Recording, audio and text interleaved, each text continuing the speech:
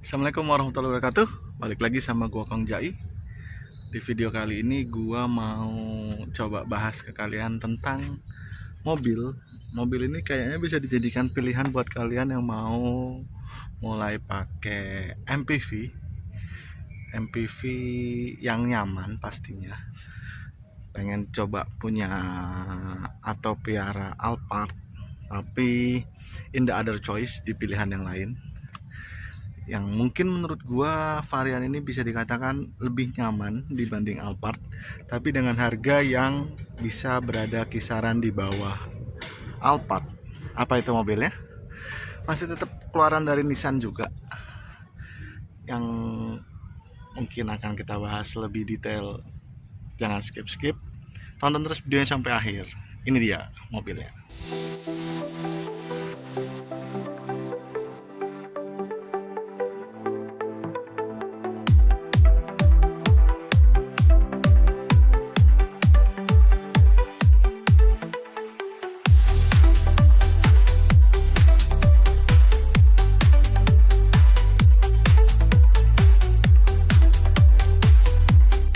Ya, oke.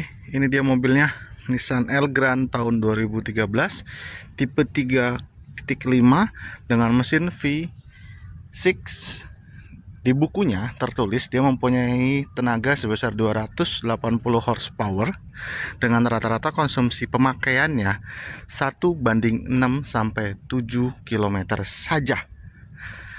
Karena mesinnya yang begitu besar, 3500 cc V6, tapi tenaganya juga cukup besar, makanya dengan konsumsi yang 1:6 setara sih dengan bobotnya yang besar dan juga kenyamanan yang disajikan oleh mobil ini.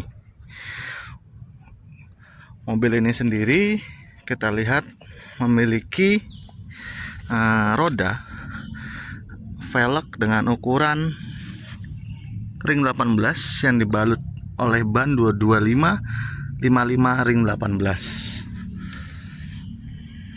Kalau dari samping kita lihat, mobil ini masih cukup manis dan futuristik di tahun 2024. Kita bisa lihat ke bagian depannya.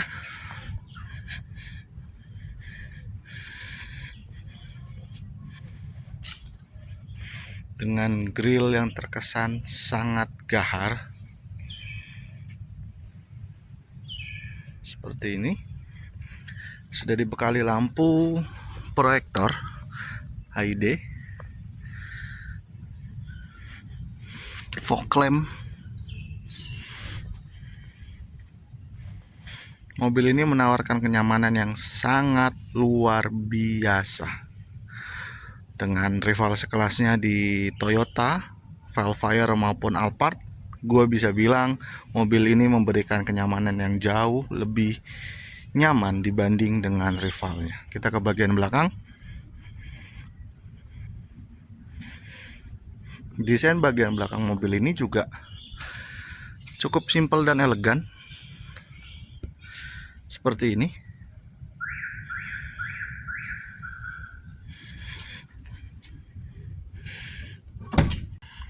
Untuk bagian belakangnya,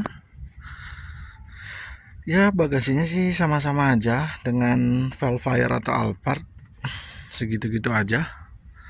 Kalau kita lipat jadi segini, nah kita lipat dulu, gitu guys. Bisa ya dilipat tuh bisa lebih banyak visibility, akses yang bagasi lebih luasnya. Kita naikin lagi.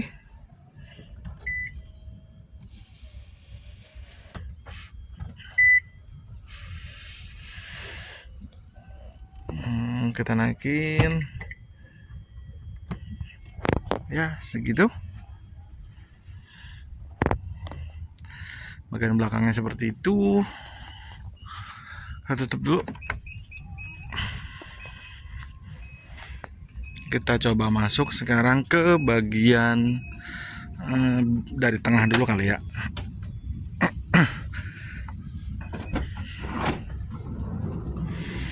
Kita masuk dulu di bagian tengahnya. Oke. Kita sekarang duduk di bagian tengah. Udah pastinya di sini dapat captain seat.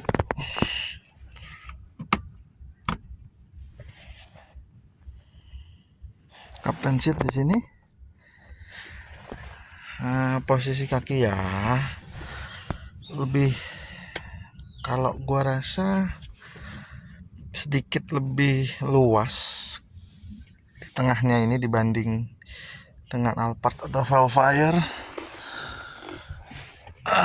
Tapi bagian belakangnya emang sempit sih, gitu ya. Tengahnya seperti inilah, biasa-biasa aja.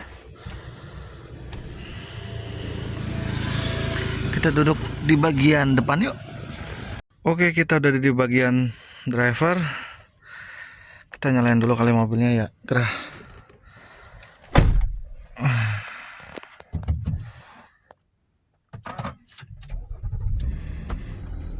Oke, begitu nyala.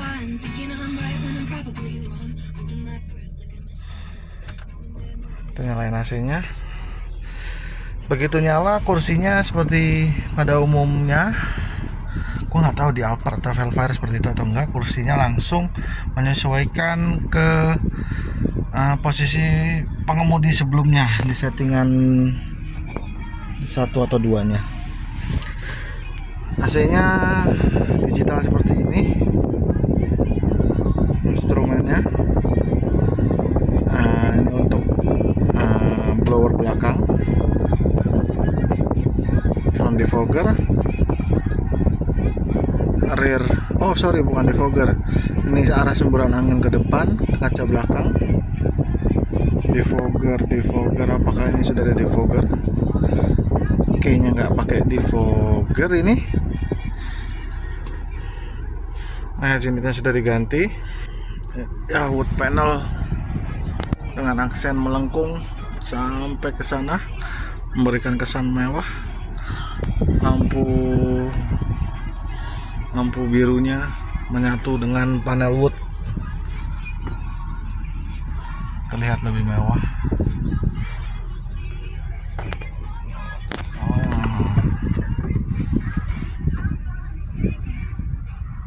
Sunroof di bagian belakang juga ada. Kita buka aja supaya lebih terang. Ya, bagian dalam ini so far ya so-so, mirip-mirip dengan Livina. Setirnya polos, gitu aja. Power window-nya juga ya sama, bahkan mirip nih posisinya dengan Livina. Kunci jendelanya. Yang beda posisi ini aja nih, pengaturan spion, dan dia sudah bisa retract spionnya.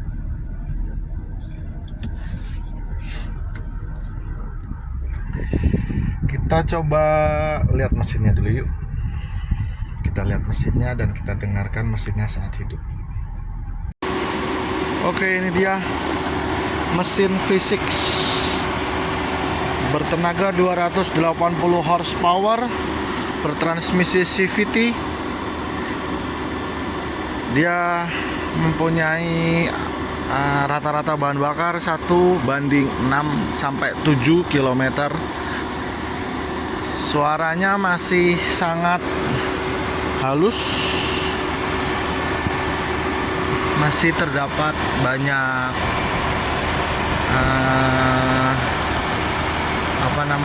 tanda bahwa mobil ini belum pernah dibuka atau dibongkar dari barunya. Tanda dari dealer.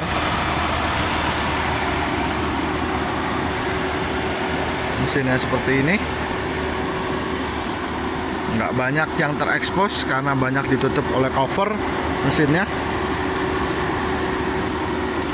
Kita coba lihat kilometer mobilnya yuk. Mobil ini ternyata kilometernya rendah banget guys, baru 46.000 kilometer. sangat rendah sekali kilometernya. Ini mobil juga udah dicek di Nissan resmi di Cakung, dan memang dia track recordnya di sana. Kita coba jalan yuk, test drive. Oke guys, kita coba impresi berkendaranya. Ini gua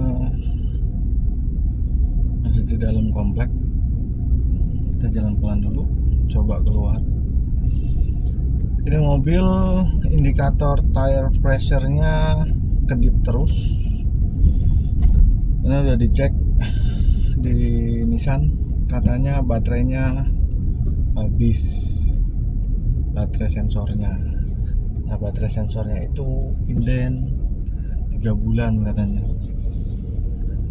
3 bulan kemudian kalau ada baru dihubungi sama pihak Nissan. Padahal udah di reset berkali-kali, terus udah dikuras juga angin di bannya, masih sama aja. Nah, kita jalan di komplek, jalannya konblok, agak sedikit nggak rata konbloknya, tapi so far bantingannya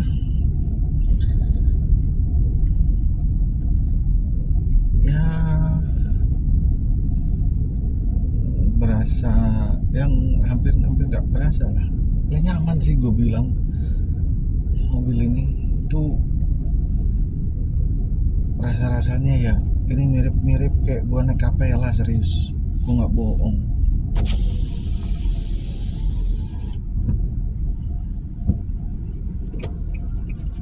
Oke, mari Pak.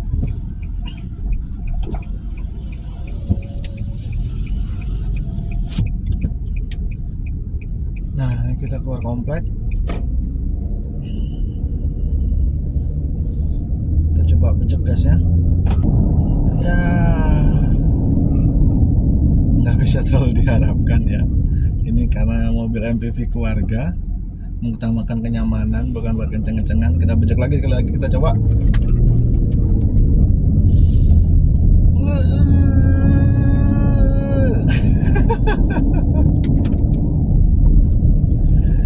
Ya, rasanya CVT-nya mirip-mirip kayak Livina, mirip-mirip itu, mirip-mirip Livina. Transmisinya smooth, jadi karena ini CVT ya emang nggak berasa perpindahan giginya, tapi ya karakternya tuh mirip sama Livina, lemotnya, tidak agresifnya mirip banget sama Livina. Kita keluar dulu satu komplek lagi, satu gerbang lagi. Ya Pak, terima kasih.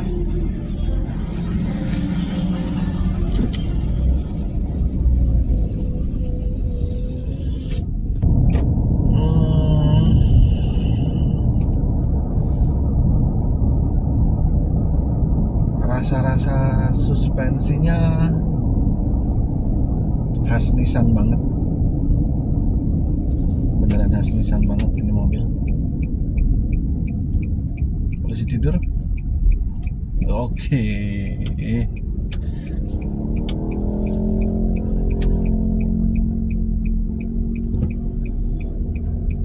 Kita cari polisi tidur lagi yuk. Terbalik, cari polisi tidur lagi. Kita pencet lagi gas ya. 40, 50, 60, buat ke 80 aja berat banget, serius. Buat ke 80 tuh berat banget rasanya ini mobil. Kedalaman kabin yang hampir sempurna.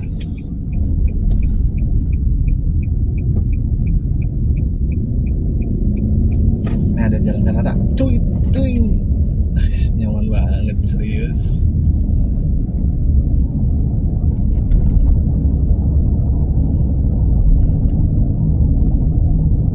Depan ada garis kejut.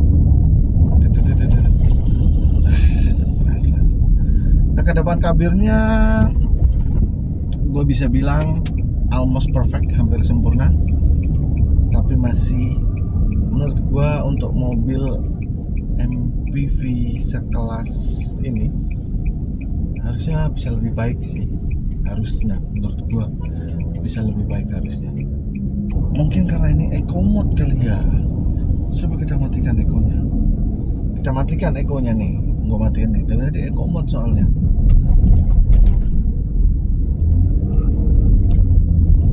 Oh yes man. Karena eco mode. Karena eco mode tadi, makanya karakternya tuh ya nggak kelihatan fisiknya. Lemot asli.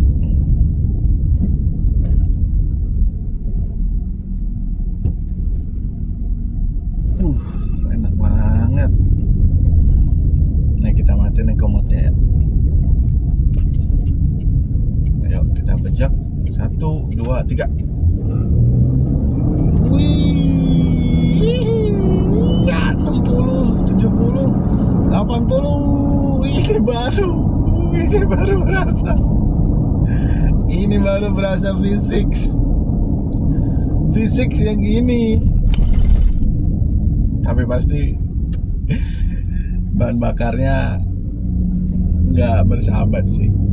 Kalau eco mode-nya dimatiin, kaki lu nggak sekolah, bawa nih mobil, gue nggak yakin bisa 16, mungkin 14. Perhatian pengendara. Bisa 15 kayaknya mungkin. Nah, begitu eco mode-nya gue matiin, ada kedengeran suara dari mesin. Seperti suara knocking tapi tipis, kecil banget. Kita bejak lagi ya. Yes. Suara knocking gitu kecil, tipis dari mesin. Gua nggak tahu itu dari mesin atau knalpot. Gak mungkin sih, tapi kalau knalpot masih dia ada valvetronicnya, knalpotnya gitu. Gua nggak tahu sih. Kayaknya harusnya nggak ada ya valvetronic begitu tuh.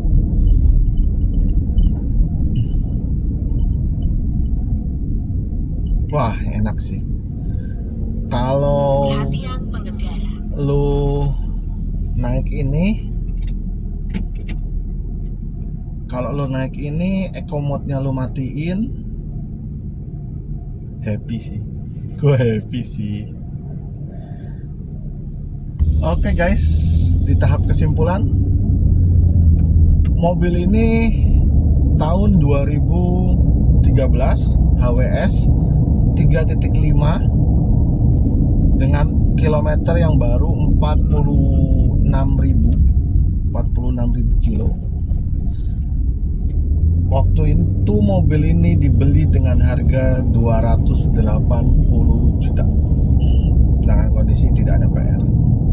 Sudah lolos inspeksi dan scan dari Nissan Cakung.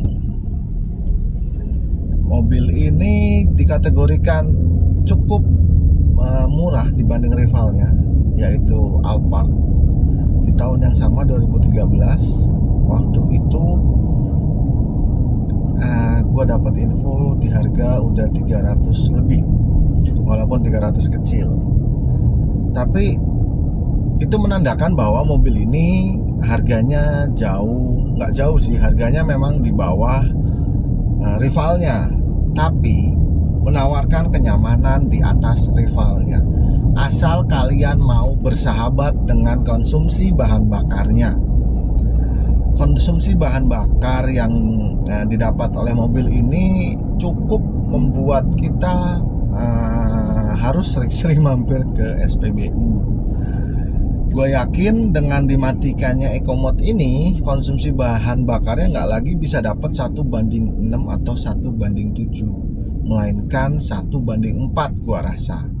Karena agresifnya mobil ini langsung berubah drastis. Yang tadinya mobil ini menawarkan kenyamanan dengan torsi yang nggak terlalu ngejambak, di eco mode-nya, tapi begitu eco mode-nya kita matiin, semuanya berubah. Perhatian terhadap pejalan kaki. Bentar ya, kita ngetap gerbang ini dulu, komplek. Ya, makasih.